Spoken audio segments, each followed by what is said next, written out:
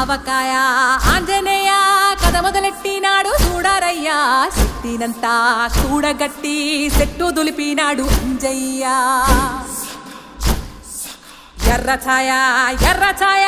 కోతి అవతార వెంటమాయ కత్తి సేత పట్టకుండా కాయ కోసినాడు కపిలయ్య